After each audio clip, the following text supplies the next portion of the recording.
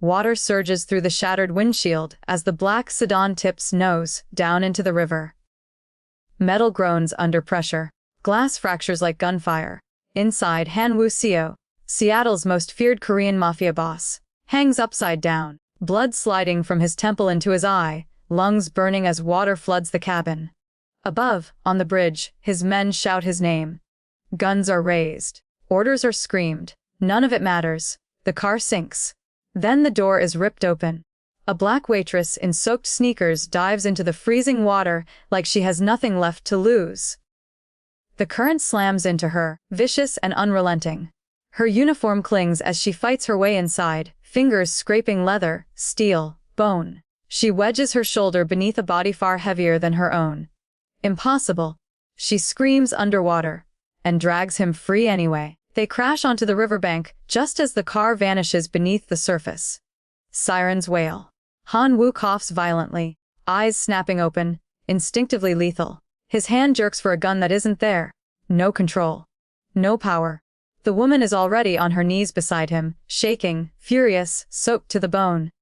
"You're alive," she snaps. "Don't make me regret it." He stares at her.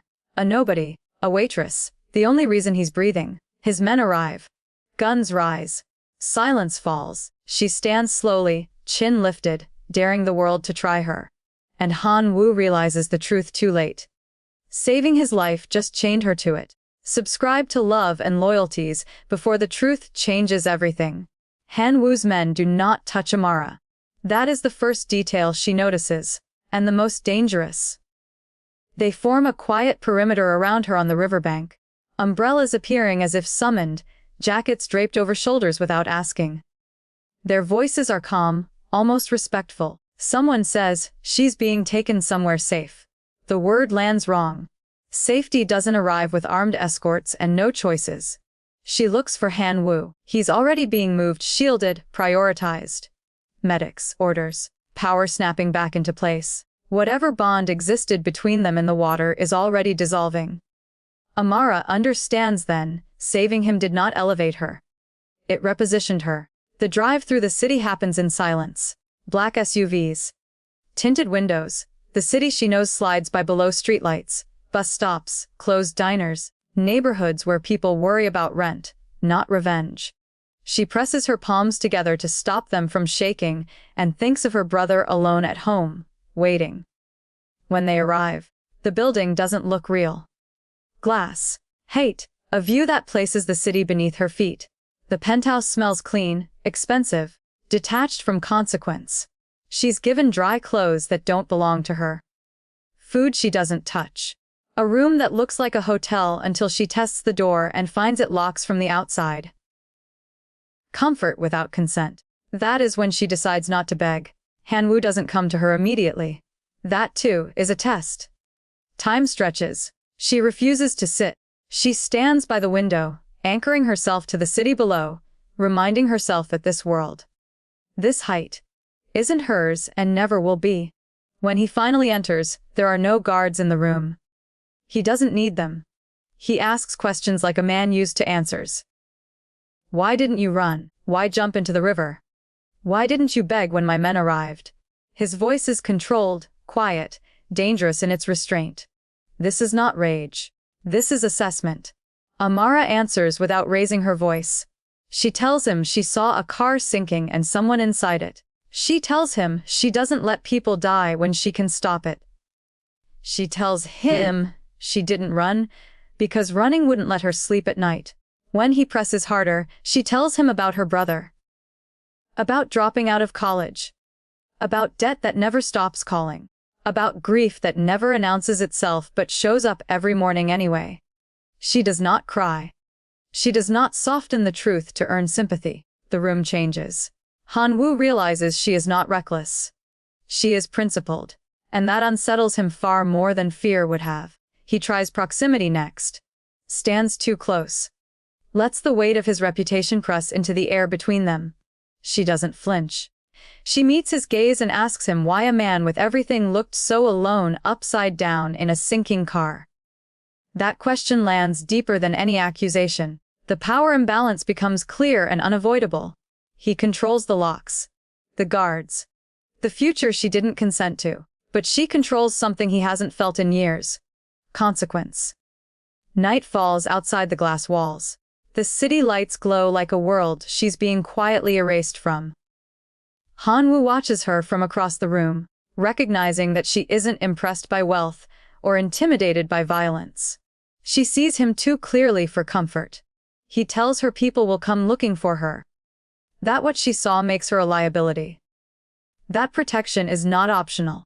She tells him protection that cages isn't protection, they stand there. Rescuer and rescued. Each realizing the other is more dangerous than expected. Finally, Han-woo makes a decision. He tells her she isn't leaving. Not tonight. Not tomorrow. Not until he decides it's safe. Indefinitely. Amara doesn't scream. She doesn't plead. She lifts her chin and tells him safety without freedom is just another kind of drowning. And for the first time since the river, Han-woo has no immediate answer. Amara learns the rules of Han-woo's world by watching what people don't say. She is never alone. There is always a man at the door, another down the hall, shadows moving silently behind glass walls. They never touch her. Never threaten her. They don't have to. Their obedience to Han-woo is absolute, and that obedience wraps around her like an invisible fence. Luxury surrounds her in ways that feel unreal. Marble floors that never echo footsteps. Windows that erase noise from the city below. Food prepared by people who won't meet her eyes. Everything is precise, curated, controlled. This is not comfort. It is containment. Han-woo does not explain her presence to anyone. That omission speaks louder than orders. She is an anomaly in his system. Unplanned, undocumented, inconvenient. He tests her without warning. Sometimes he says nothing at all, sitting across the room while she eats, reading reports, letting silence stretch until it becomes heavy. He watches to see if she feels it. She doesn't. She eats slowly, deliberately, refusing to perform nervousness for him. Other times he steps too close, invading her space with calculated intent. He expects instinctive fear. What he gets is stillness. Her pulse may jump, but her voice remains even when she asks him if intimidation is easier than honesty. Once, he lets her witness a transaction. Men arrive. Words are exchanged. A decision is made with a nod. Someone leaves knowing their life has just changed for the worse. No threats are spoken. No violence displayed. The power is implied and total. Amara feels the chill of it settle into her bones. Later, she tells him this kind of obedience terrifies her more than guns. Why? He asks. Because no one here is choosing, she says. They're surrendering. The comment stays with him longer than he expects. Nights stretch late. She should be exhausted, but sleep comes in fragments. When she can't rest, she wanders the penthouse under watch, staring out at the city. Sometimes Han-woo joins her without announcement. They stand side by side, not touching, the distance between them charged. He asks about her studies. Accounting, numbers, systems, patterns. He listens closely, surprised by the precision of her thinking. She asks him about the ports, the logistics, the invisible networks that move the world while people argue about surface things. Their conversations are careful at first, edged with suspicion. Then, they loosen. She tells him about her brother's obsession with space documentaries. About the moment she realized she couldn't afford tuition anymore. About the sound grief makes when it settles in for the long term. He tells her nothing personal. Not at first, but one night, when the city lights flicker below like a living thing, he admits he never wanted what he inherited. That power came too early, too violently, and taught him rules before it taught him mercy. The admission feels accidental. He doesn't repeat it. Attraction creeps in quietly, disguised as awareness. She notices how controlled he is until something disrupts it. He notices how steady she remains, even when fear would be reasonable. Their proximity grows familiar, dangerous. Still, the imbalance never disappears. He decides when doors open. He decides when she eats. He decides when she might leave. She decides when to look away, and when not to. One evening, she overhears raised voices in a corridor she isn't supposed to be near. She stops, heart thudding, instincts sharpening. Two men speak in Korean, low and urgent. She doesn't understand every word, but she understands enough. The crash. The timing. The rote. It wasn't random. Her breath catches as realization settles. This wasn't an accident of fate. Someone engineered it. That night, she watches Han Woo more carefully. She notices the way one man lingers too long. The way another avoids eye contact. The way information moves selectively, not freely. She sees the fracture lines. When she confronts Han Woo gently, indirectly, he dismisses the idea. Not out of arrogance, but loyalty. He trusts the people closest to him, because he has to. Doubt would collapse everything he's built. Amara understands the danger of pushing too hard, so she waits. And in the waiting, something shifts between them.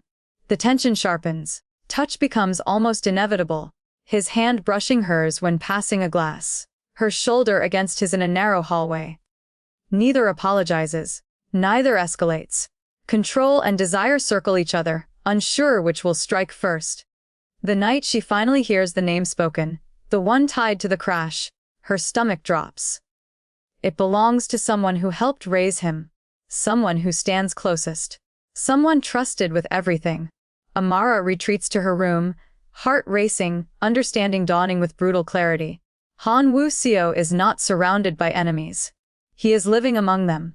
And if she is right, then saving his life didn't end the danger. It moved it closer. The truth does not arrive all at once. It assembles itself quietly, like a pattern that refuses to stay invisible. Amara has learned where Han Woo keeps the things he doesn't want questioned.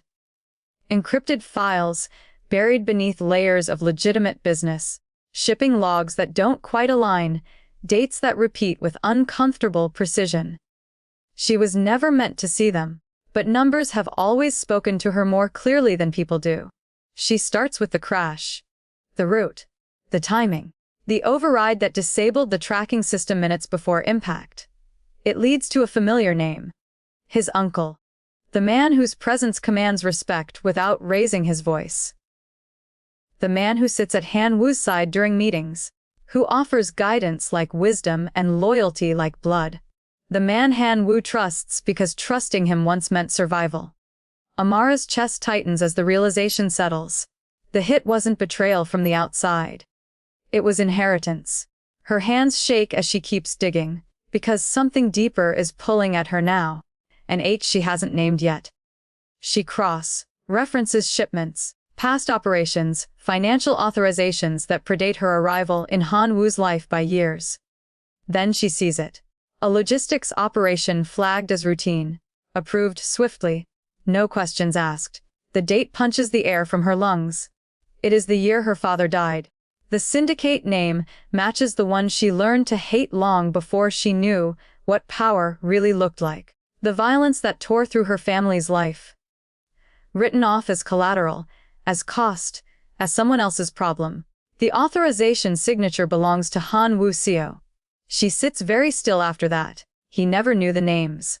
He never saw the faces, but the blood still counts. When she confronts him, it is not dramatic. There are no raised voices, no shattered glass. Just the truth laid bare between them like something too heavy to carry alone. She tells him what she found. She tells him who ordered the hit. She tells him about her family. About her father, the night that split her life in two, the years that followed where grief and responsibility replaced youth. Han Woo listens without interrupting. That is how she knows it's true. When she asks him about the authorization, he doesn't deny it. He doesn't deflect or justify. He closes his eyes briefly, as if bracing for a weight he's been carrying without realizing it had a name. He tells her he signed off on hundreds of operations back then, that he learned early not to ask questions that slowed the machine, that survival demanded efficiency, not reflection. I didn't know, he says. The words land hollow. She doesn't accuse him of malice. That would be easier. She accuses him of silence. Of choosing structure over consequence. Of building a world where people like her family become footnotes. Love doesn't shatter in one moment. It collapses under the weight of truth. Amara steps back, needing space, needing air. Everything inside her is screaming. Not with rage, but with grief sharpened by clarity. She had begun to see him as something other than what the world feared. She had begun to believe in the man beneath the power. That belief fractures. "I can't be safe with you," she says quietly. "Not like this." He tells her he can protect her. That the danger isn't theoretical anymore. That walking away would be reckless. She looks at him and understands something devastating. Protection that demands silence is just violence, with better lighting. She tells him she won't trade her dignity for survival.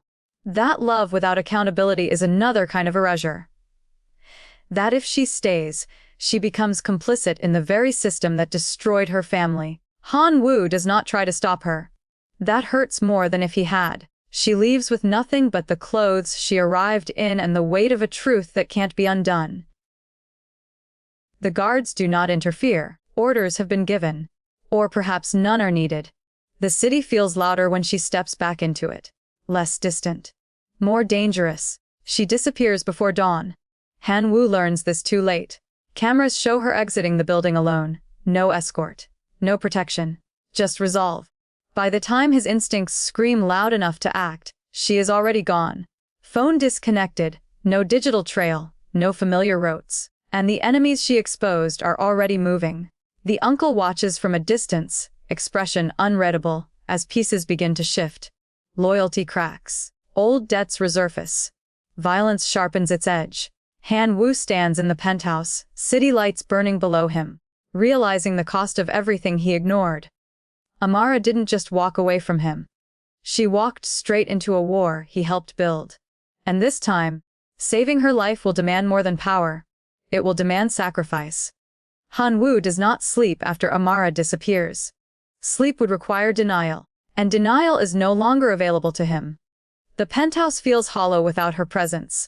Too quiet, too clean, stripped of the tension that once forced him to confront himself.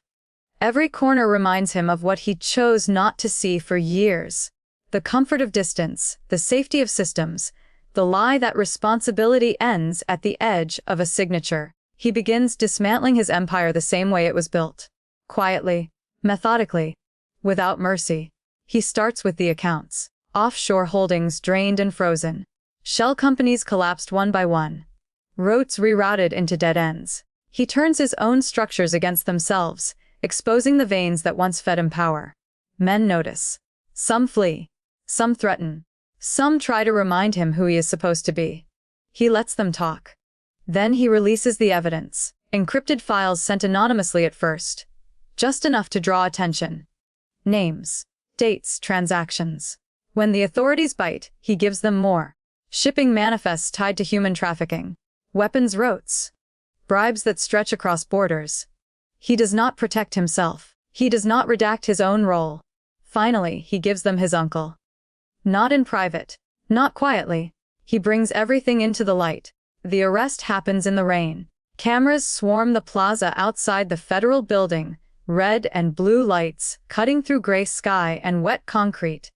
Han Woo steps forward before anyone can push him. He looks smaller without guards, without tailored coats and command behind him, just a man in a dark suit, soaked, face carved by exhaustion and resolve. He kneels, not because anyone orders him to, because he chooses to. He confesses, not strategically, not selectively. He speaks of the empire he inherited and the choices he made to keep it standing. He speaks of silence, of convenience, of the lives erased by efficiency. He does not justify. He does not ask for understanding. He asks for accountability. The world watches as the Shadow King of Seattle dismantles himself in public. And somewhere far from cameras and power, Amara feels the shift. She has been hiding in plain sight. Working nights, moving carefully, trusting no one. She knows better than to believe danger ends when truth is spoken aloud. But when news breaks of arrests tied to Han Woo's syndicate, when names surface she thought no one would ever touch, she understands something irreversible is happening. Then he finds her. Not with force, not with surveillance. He finds her through choice. He sends word through someone she trusts, not an order. No guards, No demands. Just a message. I know where you are. I won't come unless you ask. It takes her hours to decide. When they meet, it is not dramatic. No music. No grand setting. Just a quiet place on the edge of the city, rain tapping softly against glass. Han Woo looks different. Lighter somehow. Stripped of the armor that once defined him. He does not touch her. He tells her everything. What he did. What he gave up. What waits for him next. Prison. Restitution. A future without power or protection. He tells her he does not expect forgiveness. He tells her he will never ask her to be silent again. I'm choosing your life, he says. Even if it means you walk away from me. That is the moment she believes him. Not because he is kneeling now, or because the world is watching, but because he has already lost everything he once used to keep her close. She chooses him back, not as a debt, not as gratitude, but as agency. They leave separately that night. That matters too. No possession. No rescue framed as ownership. Just two people walking forward with eyes open. Han Woo is taken into custody days later. The city moves on, hungry for the next spectacle. But something fundamental has shifted. The ports run quieter, routes close. People breathe easier without knowing why. Amara watches from a distance as the man who once ruled in shadows accepts consequence without complaint. She returns to her life. Not untouched, not unscarred, but unbroken. And for the first time, love is no longer something dangerous. It is something chosen. Not because power demanded it, but because truth survived long enough to matter. Months pass, and the world softens at the edges. Not because everything is fixed, but because some wounds are finally allowed to breathe. Amara finishes her degree on a quiet spring morning. There is no dramatic crowd, no spotlight, just her brother in the front row, clapping too loudly, smiling like she hung the sun. She takes the paper in her hands and feels the weight of everything it represents. The nights she thought she'd never return. The version of herself that refused to disappear. She works in community advocacy now. Not savior work. Groundwork. Helping families untangle systems designed to exhaust them. She listens more than she speaks. People trust her because she doesn't pretend to be untouched by loss. She still avoids the river.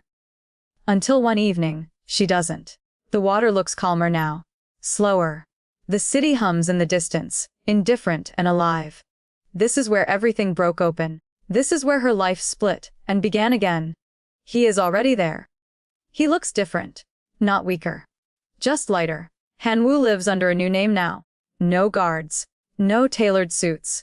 No empire pressing against his spine. Prison time carved the sharp edges off him, leaving something quieter behind. He works ordinary hours. He keeps his head down. He carries accountability the way some people carry faith. They don't rush toward each other. They stand by the water, close enough to feel presence without claiming it. They talk about small things at first. Work, weather. Her brother's plans. Silence fits more easily between them now. Eventually, he says thank you. Not for saving his life. For demanding it means something. Amara tells him she never wanted a grand gesture. She wanted truth. She wanted choice. She wanted a world where survival didn't require surrender. He tells her he is learning how to live without hiding behind power. They look at the river together, and for the first time, it doesn't feel like a threat. Love didn't survive because it was dramatic. It survived because it was honest. Because it took responsibility. Because it waited. They leave together, walking slowly, no urgency chasing them. Just two people who earned the quiet. If this story touched your heart, subscribe to Love and Loyalties and comment which couple you want next.